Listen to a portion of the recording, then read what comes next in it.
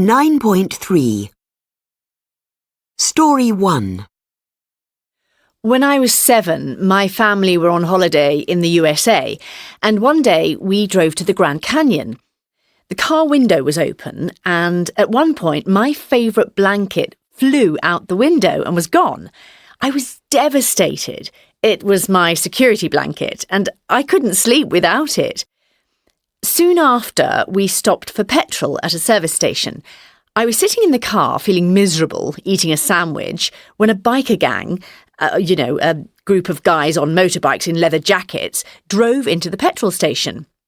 A huge, frightening man with a grey and black beard got off his bike and came to the car. He knocked on the window and then pulled my blanket from his jacket pocket and handed it to my mum. He then went back to his motorbike. I was so happy, I ran up to him and gave him my sandwich. Story 2.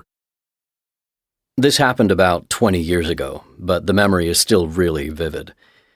I was recently married, my wife was pregnant, and we had very little money because I only had a part-time job. It was a few days before payday, and I went to a food store to get only what we absolutely needed. In all, I bought about $10 worth of stuff. At the checkout, I swiped my debit card. The cashier said, "Sorry, it says declined. Try again." I asked her to take one item out of the basket, and then I swiped again. There was now a line of customers behind me. The cashier said, "Sorry, declined again." I went on taking things out until the only thing I had left was a loaf of bread, and then the card was accepted. I took my bread and left. I was feeling absolutely humiliated. A few seconds later, I heard the voice of a little girl behind me, a girl who was standing with her mother right behind me in the line. She gave me a grocery bag full of all the things I'd put back. Her mother had bought them for me. I still cry when I remember that moment and think how such a small act can mean so much for a person in need. Story 3.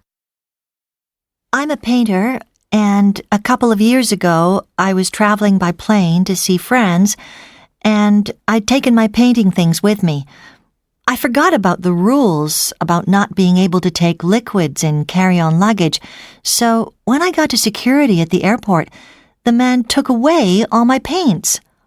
I was really angry with myself for being so stupid.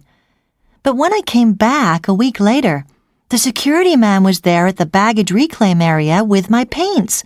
Not only had he kept them for me, but he'd also looked up the date and time of my return flight so that he could be there to meet me.